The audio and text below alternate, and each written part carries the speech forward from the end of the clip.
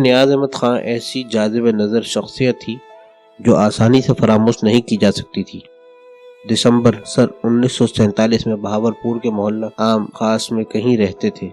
آتے جاتے دن میں ایک آدھ بار سلام دعا ہو جاتی، پھر اچانک نظر آنا بند ہو گئے۔ بات آئی گئی ہو گئی۔ میں بسلسلہ تعلیم 1951 میں کراچی چلا گیا اور ڈاؤ میڈیکل کالج میں میرا داخلہ ہو گیا۔ ایک دن سول اسپتال کراچی میں نیاز احمد خان سے مٹ بھیڑ ہو گئی۔ پھر کیا تھا، گلے سے ہی نہیں لگایا بلکہ خوب کلیجے سے چمٹایا جیسے صدیوں بعد بچھڑے ملے ہیں۔ حال احوال پوچھا۔ جب انہیں یہ معلوم ہوا کہ میں نے میڈیکل کالج میں داخلہ لے رکھا ہے تو بہت خوش ہوئے، کیونکہ اس زمانے میں شاذ ہی میڈیکل میں لڑکوں کو داخلہ ملتا تھا۔ وہ میرے ساتھ پاکستان چوک میں مٹھا رام ہاسٹل آئے جہاں میں رہتا تھا، پھر اپنے گھر کا پتہ لکھ کر دیا۔ چلتے ہوئے بہت اصرار کیا کہ میں ان کے گھر ضرور آؤں۔ اس زمانے میں ہفتہ وار تعطیل اتوار کو ہوا کرتی تھی۔ اس دن شام کو میس یعنی طعام کا بند ہوتا تھا۔ ہم لوگ بالعموم اتوار کی شام کسی جان پہچان والے کے ہاں چلے جاتے، مل بھی لیتے اور کچھ کھا پی بھی لیتے۔ اگلے اتوار کی شام نیاز احمد خان کا پتہ لے کر جمشید روڈ کی بس پر سوار ہو گئے۔ عامل کالونی نمبر 2 میں کوٹھی کا نمبر ڈھونڈ لیا۔ اس زمانے میں کراچی کا یہ بہترین علاقہ تھا۔ ایک بہت عالیشان کوٹھی تھی۔ گھنٹی کے بٹن پر انگلی رکھ کر دبایا۔ قدر توقف کے بعد ایک خوش شکل سرخی پاؤڈر سے آراستہ درمیانے قد کی گھٹے ہوئے جسم والی لڑکی نے دروازہ کھولا۔ میں نے جب اپنا نام بتایا تو اس نے اشارے سے اندر بلا لیا۔ دوسری گھڑی ایک فلک شگاف نعرہ سنائی دیا، جاؤ ڈاکٹر اندر آ جاؤ۔ سامنے نفیس ڈرائنگ روم میں نیاز احمد خان ماں ان محترمہ کی دیدہ و دل شرح کیے نظر آئے۔ یاد نہیں انہوں نے اس لڑکی کو کیا کہہ کر بلایا، بہرحال جلد ہی معلوم ہو گیا کہ وہ ان کی بیوی تھی۔ عمر کا یہ تفاوت دیکھ کر میں حیران رہ گیا۔ اس کے بعد تقریباً ہر اتوار کی شام وہاں گزرنے لگی۔ ہمیں تو اتوار کی شام باہر گزارنے کی عادت ہو گئی تھی۔ رات گئے تک نیاز احمد خان سے جملہ امور پر تبادلہ خیال ہوتا رہتا اور واپسی میں میاں بیوی مجھے ہاسٹل پہنچا دیتے، مگر کبھی میں نے یا انہوں نے خانگی امور پر گفتگو نہیں کی۔ گو مجھے یہ بات کھٹکتی رہی کہ گھر میں کوئی اور شخص نہیں ہے۔ ایک دن وہ کار میں ہاسٹل آ گئے، بیگم بھی ساتھ تھی۔ بولے کہ کل شام کا کھانا ان کے ساتھ کھانا ہے، کیونکہ رات کو ان کا بیٹا لندن سے آ رہا ہے۔ اس زمانے میں لندن ایسا نہیں تھا جیسا آج کل ہے کہ ہر نتھو پتھو لندن جا رہا ہے۔ صرف بڑے آدمی ہی لندن جاتے تھے، اور یہ بھی اعزاز تھا کہ کسی لندن پلٹ آدمی سے گفتگو کی جائے۔ اگلے دن شام کو ان کے بیٹے محمود خان سے ملاقات ہوئی۔ یہ 24-25 سال کا نوجوان تھا اور لندن میں کسی شپنگ کمپنی میں ملازم تھا، اور وہیں کسی انگریز لڑکی سے شادی کر رکھی تھی جو اس کے ہمراہ لندن میں رہتی تھی۔ کھانے کے بعد رات گئے تک خوشگوار نشست رہی۔ اگلے چند ہفتے میں ان کے گھر قصدن نہ گیا۔ 15-20 دن کے بعد جو ان کے مکان پر گیا تو اندر سے زور زور سے بولنے کی آواز آ رہی تھی، جیسے جھگڑا ہو رہا ہو۔ میں چونکہ اب تک بغیر اطلاع اندر چلے جانے کا عادی ہو چکا تھا، لہذا اندر چلا گیا۔ محمود احمد ایک صوفے پر بیٹھے تھے۔ سامنے والے صوفے پر نیاز احمد خان اور ان کی بیوی بیٹھی تھی۔ ان کے درمیان قالین پر ایک نوجوان 18-19 سال کا پتلون کی جیبوں میں ہاتھ ڈالے ٹہل رہا تھا۔ نیاز احمد نے رندھی ہوئی آواز میں میرا استقبال کیا۔ میں بھی یہ کیفیت دیکھ کر چپکا بیٹھ گیا۔ در حقیقت مجھے اس وقت یہاں آنے میں کوفت محسوس ہو رہی تھی۔ محمود احمد اور بیگم صاحبہ اٹھ کر اندر چلے گئے۔ نیاز احمد خان نے نوجوان سے یہ کہہ کر میرا تعارف کرایا کہ ان کا چھوٹا بیٹا وقار احمد خان ہے، جو آکسفورڈ میں تعلیم حاصل کر رہا ہے۔ یہ لڑکا باپ کی طرح ہسمکھ اور ملنسار ثابت ہوا۔ پہلی ہی ملاقات میں شاید ہم عمر ہونے کی وجہ سے دوستی ہو گئی۔ اس کے بعد جب بھی وہ کراچی آیا مجھے ہاسٹل میں خود ملنے آتا۔ اس کی زبانی بہت سی باتیں معلوم ہوئی کہ وہ سب 3 بھائی اور ایک بہن ہے۔ بہن کا نام خالدہ ہے اور وہ لالو کھیت میں رہتی ہے اور بڑے نامساعد حالات کا شکار ہے۔ اس نے ایک شخص سے جو کبھی ان کے گھر میں ڈرائیور تھا شادی کر لی تھی۔ اب والدہ کا شوہر بس کا ڈرائیور ہے اور بیوی کو مارتا پیٹتا ہے۔ ان سے چھوٹا ایک بھائی اقرار احمد خان ہے، جو کراچی میں ہی کالونیٹ اسکول میں پڑھتا ہے اور وہیں ہاسٹل میں رہتا ہے۔ اور یہ بھی بتا دیا کہ گھر میں جو محترمہ ہے وہ ان کے ابا کی چوتھی بیوی ہے۔ نیاز احمد خان کا دستور تھا کہ وہ تیسرے چوتھے روز مٹھا رام ہاسٹل میرے پاس اپنی سیاہ پورٹ کارڈ میں آتے اور ہاسٹل کے 24 فرش پر شان بے نیازی سے چلتے ہوئے میرے دروازے پر اپنے پائپ سے 2 مرتبہ کھٹ کھٹ کرتے اور دروازہ کھول کر اپنے فیلڈ کو ذرا اونچا کر کے سلام کرتے ہوئے کمرے میں داخل ہو جاتے۔ میں پھر یہ تمام شام ان کے نام لکھ دیتا۔ صدر بازار میں زیلن کافی ہاؤس میں بیٹھنے کے رسیا تھے۔ کافی ہاؤس کے بہرے انہیں دیکھ کر فوراً کرسی پیچھے کھینچ کر انہیں بٹھاتے اور احترام سے آرڈر کا انتظار کرتے، کیونکہ وہ 1.5 روپے کی کافی پی کر 5 روپے دیتے تھے اور کہتے باقی تیری ٹپ ہے۔ اس زمانے میں 2-4 آنے سے زیادہ ٹپ کوئی نہیں دیتا تھا۔ کبھی کبھار کوئی اچھی انگریزی فلم لگتی تو ضرور دیکھنے جاتے۔ اس طرح ہم ایک دوسرے کے قریب ہوتے چلے گئے۔ اس قربت کے باوجود نیاز احمد خان کی زندگی میرے لیے ایک معمہ تھی۔ ان کا رہن سہن، بیگم نیاز کی اچھے اخراجات، اس پر متضاد یہ کہ آمدنی کا ظاہراً کوئی ذریعہ نظر نہ آتا تھا، نہ کوئی ملازمت تھی نہ کاروبار۔ مدتوں میں نے ان کی فیملی یا ذرائع آمدنی کے بارے میں کوئی سوال نہ کیا، نہ بھلے انسان نے اپنی فراست طبع سے کسی بات کا اظہار کیا۔ مجھے یاد نہیں نامعلوم کس موضوع پر بات ہو رہی تھی کہ میرے منہ سے نکل گیا، خان صاحب آپ 2 آدمی تو ہیں، اتنی بڑی کوٹھی ہے، اوپر کا حصہ آپ کرائے پر کیوں نہیں دیتے تھے؟ بولے لا حول ولا قوت، اب نیاز احمد خان کرایہ داروں کے نیچے لگے گا؟ اور ایک فلک شکاف قہقہہ لگایا۔ ایک سرد شام تھی، میں 4th ایئر میڈیکل کا امتحان دے چکا تھا۔ اس میں معمول جمشید روڈ گیا۔ بیگم نیاز کہیں گئی ہوئی تھی۔ ہم دونوں مرصع ڈرائنگ روم میں انتہائی بیش قیمت انگلش کافی سیٹ میں کافی پی رہے تھے کہ انہوں نے خود ہی ذکر چھیڑا، یار ڈاکٹر، آج تمہیں اپنی زندگی کا رازدار بناتا ہوں، جو میری بیوی اور بچوں میں سے کسی کو معلوم نہیں، مگر تمہیں قسم ہے کہ کسی کو نہ بتانا، کم از کم میرے جیتے جی کسی پر ظاہر نہ کرنا۔ اور پہلو بدل کر یہ داستان حیرت انگیز سنائی۔ میں ایک انتہائی غریب مفلوق الحال گھرانے میں پیدا ہوا تھا، دریا آباد، جہاں کے عبد الماجد دریا آبادی مشہور ہیں۔ بڑا دینی ماحول تھا، کوئی بچہ ہمارے گھرانوں میں ایسا نہ تھا جو قرآن کا حافظ نہ ہو۔ میں نے بھی قرآن حفظ کیا، پھر 7ویں کلاس تک پڑھا۔ 16 برس کی عمر میں ماں باپ دونوں ہی اللہ کو پیارے ہو گئے۔ تب معلوم ہوا کہ گھر بھی اپنا نہ تھا۔ تب میں اپنی ایک رشتے کی خالہ کے پاس، جو قصبہ 4 باغ لکھنؤ کے نوہ میں رہتی تھیں، چلا آیا۔ یہاں سے لکھنؤ 4-5 میل تھا۔ خالہ روٹی تو دے دیتی تھیں، مگر تمام دن گالیاں کوسنے دیتی تھیں۔ میرا نام نیاز نکھٹو رکھا ہوا تھا۔ تب میں نے یہ طریقہ استعمال کیا کہ رات گئے گھر میں گھستا اور منہ اندھیرے لکھنؤ کی طرف چل دیتا۔ راستے میں کنویں پر منہ دھوتا، کبھی کبھی کپڑے بھی دھو لیتا تھا۔ تمام دن امین آباد قیصر گنج کی سڑکوں کی خاک چھانتا، کبھی تپتی دھوپ میں بیلی گارڈ کے درختوں کے نیچے آرام کر لیتا۔ 2-4 آنے مزدوری مل جاتی تو روٹی کھا لیتا، ورنہ اللہ اللہ کرتا واپس 4 بجے آ جاتا۔ جس بھیڑ بھونجے کے طور سے روٹی کھاتا تھا وہ سرکاری دفاتر کے قریب تھا۔ وہاں ایک بھلا مانس بھی آتا تھا۔ آہستہ آہستہ سلام دعا ہو گئی۔ یہ غالباً 1921 کا ذکر ہے۔ اس زمانے میں مڈل تک تعلیم اچھی خاصی ہوتی تھی۔ میں نے جب اسے اپنا سب دکھڑا سنایا تو وہ بہت پریشان ہو گیا۔ دوسرے دن وہ مجھے اپنے دفتر لے گیا۔ یہ PWD کا دفتر تھا۔ کسی بڑے بابو کے سامنے مجھے پیش کیا اور بولا، صاحب یہ وہی لڑکا ہے، مڈل تک تعلیم یافتہ ہے۔ قصہ کوتاہ 2 دن بعد مجھے ٹریسر اسسٹنٹ کی نوکری مل گئی۔ میں نے خالہ کے گھر کسی کو نہ بتایا، چپ چاپ نوکری کرتا رہا، بلکہ اس کی بیٹی طاہرہ سے بھی چھپایا۔ جب پہلے مہینے بعد مجھے مٹھی بھر 8 روپے ملے تو مجھے پہلی دفعہ اپنے اندر زندگی کا احساس ہوا۔ اب تک 2-4 واقف بن چکے تھے، ادھر میرے کپڑے بوسیدہ ہو چکے تھے۔ خالہ کی جلی کٹی باتوں نے میرا جینا اجیرن کر دیا تھا۔ بس طاہرہ کا خیال ضرور دلگیر ہوتا، مگر مجبوری تھی۔ میں نے لکھنؤ میں گھر لینے کا فیصلہ کر لیا۔ روزانہ 1-2 گھر دیکھتا۔ اس زمانے میں گھر کا حصول مشکل کام نہ تھا، مگر قباحت یہ تھی کہ کوئی بڑا تھا، کوئی دور تھا، کسی کا کرایہ زیادہ تھا۔ اسی تگودوں میں چند دن گزر گئے۔ دفتر میں ایک چپراسی تھا، اس کا نام یاد نہیں۔ اس نے بتایا کہ اس محلے میں ایک مکان خالی ہے، مگر سنا ہے کہ اس میں جن رہتے ہیں، اس واسطے کرائے پر نہیں لگتا۔ میں نے سوچا دیکھ لینے میں کیا حرج ہے۔ دفتر کے بعد اس کے ساتھ اس کے گھر پہنچے۔ اس نے بچے کو کہا کہ جا مولوی صاحب سے چابی لیا۔ مولوی صاحب خود ہی چابی لے کر آ گئے۔ اس مکان کی پشت پر ایک پتلی سی گلی میں سے گزرتے ہوئے ایک اونچی دہلیز کے مکان کا تالا کھولا۔ اندر صرف 2 چارپائیوں کا صحن تھا۔ ڈیوڑی میں دائیں ہاتھ پر ایک کچا زینہ اور سامنے سہدری تھی۔ اس کے اندر 2 کوٹریاں تھیں۔ کرایہ صرف 1 روپیہ ماہوار تھا۔ کچھ سوچے سمجھے بغیر میں نے ہاں کر لی۔ مولوی صاحب شفقت سے بولے، بیٹا اس مکان میں جن رہتے ہیں، تم پریشان نہ ہونا، وہ تمہیں کچھ نہ کہیں گے، بس دائیں ہاتھ کی کوٹری میں تم نہ جانا۔ 1 کوٹری تمہارے لیے بہت ہے، اکیلے تو آدمی ہو، اور ہاں روز سورج جن کی تلاوت کرتے رہنا۔ میں نے یہ بات پلے باندھ لی۔ اب ہم گھر والے ہو گئے تھے۔ 4 روپیہ میں چارپائی، بستر، کچھ برتن، لالٹین وغیرہ خرید لی۔ और 3 रुपए तंवर वाली को देकर सुबह शाम की रोटी का ठेका दे दिया, जो उसने बखुशी कबूल कर लिया।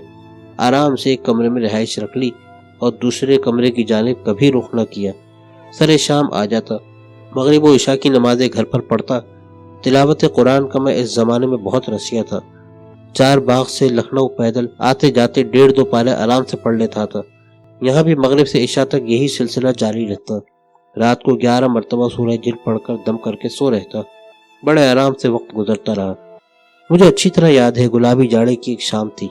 मगरिब की अजान की आवाज़ आई तो मैंने वजू किया और चाटाई के मुसल्ले पर खड़ा हुआ तो मुझे एहसास हुआ कि घर में चलने फिरने की आहट हो रही है। जैसे ही मैंने नीयत बांधी तो वाज़े यकीन हो गया कि मेरे पीछे कोई है जो मेरे साथ क़याम में है। इसी तरह रुकू और सुजूद में भी यह एहसास बरकरार रहा। सलाम फेरते वक्त कनखियों से मुझे सफ़ेद चादर पुष्ट पर नज़र आई, जिस पर कम अज़ कम 2 ज़ीरू ज़रूर थे। जब मैंने बाईं जानिब सलाम फेरा तो मुड़कर देखा, वहाँ कोई न था। मैंने बमुश्किल खुद को संभाला, लैलटाइन जलाई और दुआ मांगकर कुरान शरीफ लेकर बैठ गया। वक्त गुजरता रहा, हालात बदलते रहे। अब मैंने कुछ पसंदाज करना शुरू कर दिया था। दफ्तर में बाबूजी कुछ प्राइवेट ड्रेसिंग का काम ले आते और मुझे 2-3 आने मिल जाते। इसी तरह 15-16 रुपया तनख्वाह के अलावा मिल जाते थे। मेरा गुजारा बहुत अच्छा हो रहा था, मगर इंसान की हवस हमेशा खूब से खूब तर की तलाश में रहती है। अब मुझे और कमाने की धुन थी कि जल्द अमीर बन जाऊं। अब तो ये बात खुलकर सामने आ चुकी थी कि मगरिब और इशा के अलावा फजर की नमाजों में मेरे साथ कम से कम 2-3 अफराद जरूर मुक्तदी होते हैं, जो सलाम फेरते ही उछल हो जाते हैं। एक शाम अजीब वाक़या हुआ। तमाम दिन तो तेज़ और तुन हवा के झक्कड़ चलते रहे। सर्दी खूब रूद कर आई। इस पे मामूल मगरिब की नमाज पढ़कर फारिग हुआ तो दरवाजे पर दस्तक हुई। दिल धक से हो गया कि मेरा तो कोई वाकिफ ही नहीं जो मुझे मिलने आता। बहरहाल दरवाज़ा खोला तो एक भारी भरकम बुजुर्ग सफ़ेद रीश हाथ में असा लिए खड़े थे। मैंने उन्हें अंदर बुला लिया।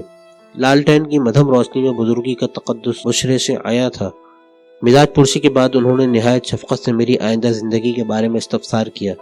मैंने मायूस लहजे में अपनी गुर्बत का रोना रोया और अपने मुस्तक़बिल के बारे में अमीराना ठाट बाट से बसर करने की दरख्वास्त की, जिस पर वो बोले, बेटे दौलत तो तुम्हें बहुत मिल सकती है, तुम्हारा सुकून बर्बाद हो जाएगा। मुझे वो अल्फाज दुरुस्त तरह से याद नहीं जो मैंने उनसे कहे। गालिबन कुछ ऐसा ही था कि दौलत ही हर कोशिश का मकसद है, आप कोई ऐसी दुआ करें वगैरह वगैरह। जवानी का ज़माना था, मैं अफलास ज़दा ज़िंदगी गुजारते गुजारते तंग आ चुका था।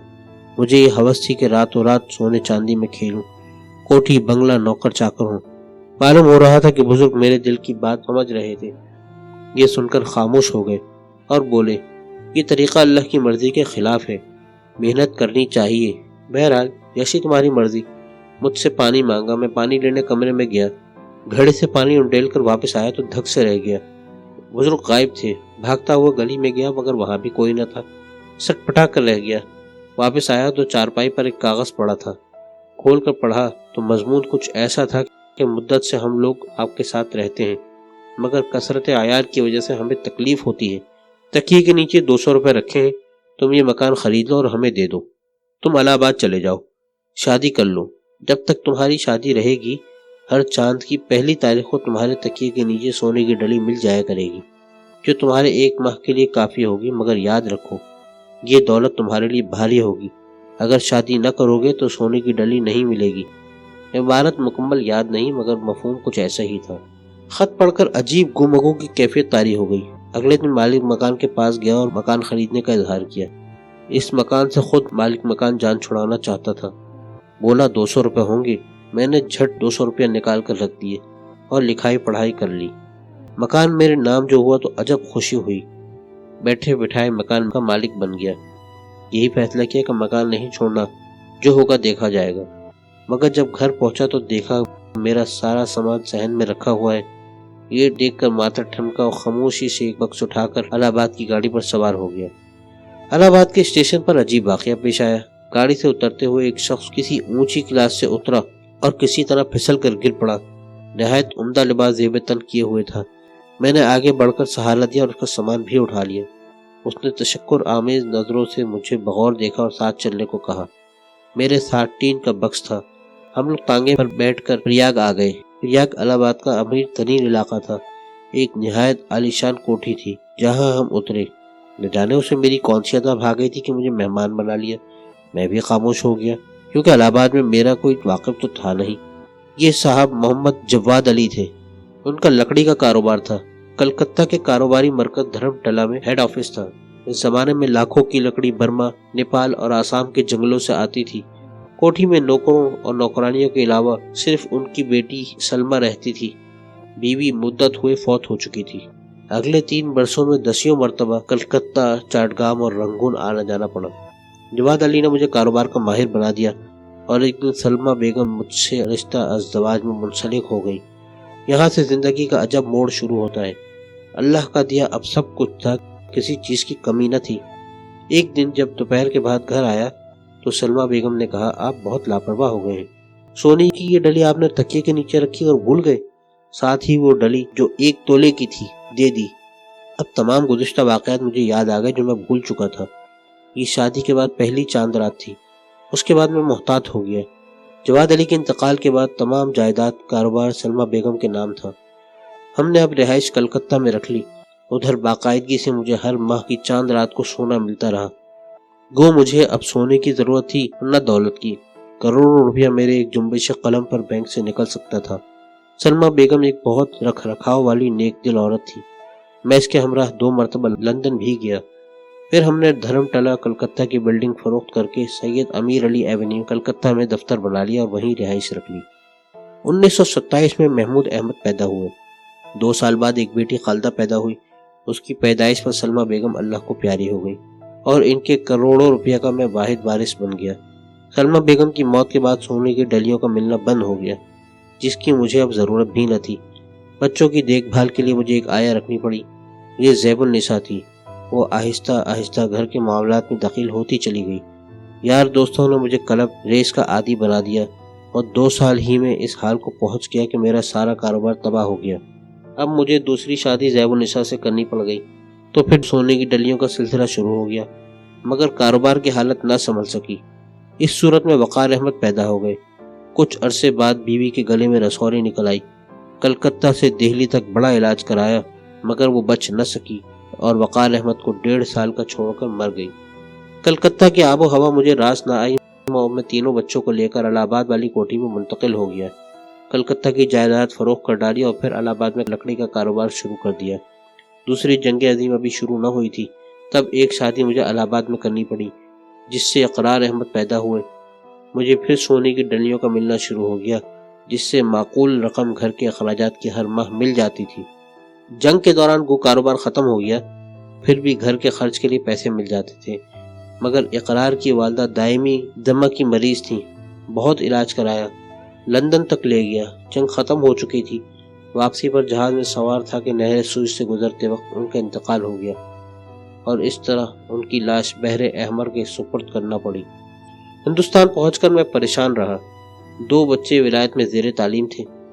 खालदा और इकरार मेरे साथ थे। पाकिस्तान बना तो 1947 में 25 लाख रुपया लेकर मैं बच्चों को उठाकर पाकिस्तान आ गया। कुछ अजीजदारी बहावलपुर में थी। चंद माह रहकर फिर कराची आ गया और यहाँ ये कोठी 3 लाख की खरीद ली और बाकी जमा पूंजी बैंक में रख दी, जिससे घर के अखराजात पूरे होते रहते हैं। खालदा जवान हो गई तो उसने चुपके से मेरे कार ड्राइवर से शादी कर डाली। इस हादसे ने मुझे आधा कर दिया। उस दिन से सब नौकरों को निकाल दिया। एक ड्राइवर मजीद है, वो बाहर ही रहता है, उसे कोठी में आने की इजाज़त नहीं। इकरार को स्कूल का हॉस्टल में दाखिल करा दिया। मैं फिर तन्हा रह गया। यहाँ सामने वाली कोठी में एक लड़की से शादी कर ली। ये चैन आराम उससे है जिसे आपने देखा है और मैंने ये कोठी उसके नाम करा दी है। मेरी तबीयत रोज़ बरोज़ गिरती जा रही है, मगर डॉक्टर साहब सलमा बेगम की बात ही और थी। उसने मुझे जो सुकून और मोहब्बत दी वो किसी से ना मिल सकी। 30 साल पहले की अब मुझे लखनऊ वाली बात याद आती है। उन बुजुर्ग ने जो ज़ाहिर है जिन थे, कहा था कि नियाज़ अहमद खान, दौलत का हुसूल तुम्हारा सुकून छीन लेगा। ये कहकर नियाज़ अहमद बिलक बिलक कर रोने लगे। दिक्कत तारी हो गई। बमुश्किल उनको संभाला और उनके ड्राइवर मजीद के साथ हॉस्टल वापस आ गया। डॉक्टरी की तालीम मुकम्मल करने के बाद मैं बहावलपुर आ गया। नियाज़ अहमद खान से ख़तो किताबत 1.5 साल जारी रही, फिर आहिस्ता आहिस्ता ख़त्म हो गई। 1964 में कराची गया। باوجود ادیب الفرصتی کے ایک مرتبہ پھر جمشید روڈ پہنچ گیا۔ نیاز احمد خان کی کوٹھی انجانی سی لگی۔ اب کوئی دوسرے لوگ تھے جو اس کو نہ جانتے تھے۔ واپسی پر عامل کالونی کے بس اسٹاپ پر پیر الہی بخش کالونی کی بس پکڑنے کے لیے کھڑا تھا کہ قریب کے چائے کے کھوکے سے ایک شخص نے مجھے سلام کیا اور بولا، آپ ڈاکٹر صاحب ہیں؟ جب میں نے اس بات میں جواب دیا تو کہنے لگا کہ وہ مجید ڈرائیور ہے جس نے اب چائے کا کھوکا لگا لیا تھا۔ مجھے کرسی پر بٹھایا، حال احوال پوچھا۔ جب میں نے کہا کہ میں نیاز احمد خان سے ملنے آیا تھا تو وہ آپ دیدہ ہو گیا۔ بولا، صاحب وہ تو سارا خاندان ہی ختم ہو گیا۔ پھر اس نے بتایا کہ آپ کے جانے کے بعد ان کے بڑے بیٹے محمود احمد کا لندن میں انتقال ہو گیا۔ اسے بلڈ کینسر تھا۔ کچھ عرصے بعد وقار احمد امریکہ میں ہوائی حادثے میں فوت ہو گئے۔ ان دونوں کا خان صاحب کو اتنا غم ہوا کہ دل کا دورہ پڑا اور جناح اسپتال میں جاتے ہی فوت ہو گئے۔ اقرار میاں فوج میں بھرتی ہوئے تھے، وہ رن کچھ میں شہید ہو گئے۔ خالدہ غم سہ کر مر گئی۔ کوٹھی چھوٹی بیگم نے فوراً بیچ دی اور شادی کر کے امریکہ چلی گئی۔ میں یہ سب داستان دکھی دل سے سنتا رہا، فاتحہ پڑھی اور چلا آیا۔ ریٹائرمنٹ کے بعد اپنے پرانے خطوط اور کاغذات دیکھ رہا تھا۔ نیاز احمد خان کے خطوط نظر آئے تو یہ سب واقعات اور ان کی زندگی کو اوراق کھلتے چلے گئے جو آپ کے پیش نظر ہیں۔ ایک حیرت انگیز داستان 30 سال قبل ختم ہو گئی۔